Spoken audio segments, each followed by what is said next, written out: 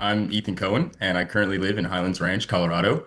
So this project sits on a quarter-acre lot in Highlands Ranch, where we hope to turn a typical suburban yard into a regenerative HOA-friendly landscape.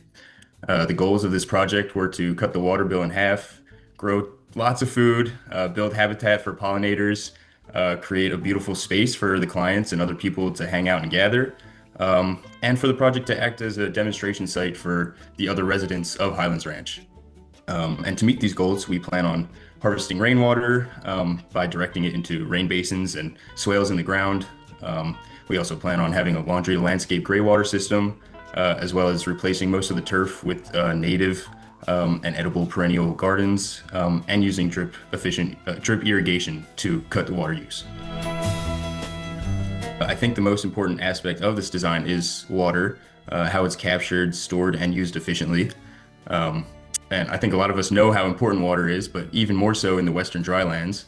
And in Colorado, we have a challenge because we're only allowed to capture 100 gallons of rainwater in above ground barrels legally. So it was really important to me that we tried to find ways to capture water in the ground. And so this whole system really revolves around harvesting rainwater, reusing graywater, and managing runoff with in-ground basins and in-ground swales.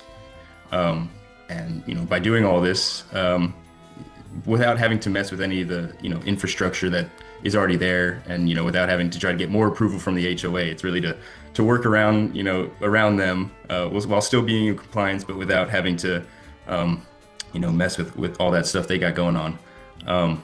So yeah, by designing water first, everything else sort of falls into place: soil health, plant growth, and overall resilience. So yeah, the HOA rules definitely influence the design, especially in the front yard where everybody on the street can see things. That's really what they care about a lot, is the aesthetics of these sort of things. So we had to make sure everything looked clean and intentional, and make sure everything is going to be well maintained to keep that aesthetic standard of the neighborhood. But luckily in Highlands Ranch, and I guess Colorado in general, they really do encourage low water native landscaping. As long as you get their approval.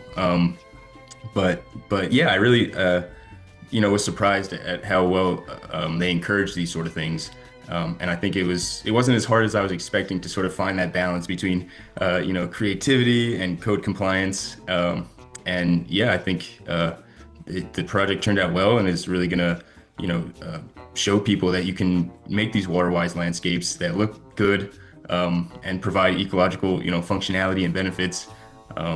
And yeah, it wasn't so hard to get approval from them, so it worked out well. Please consider voting for my project as a way to prove that small yards can make a big impact on the world we live in.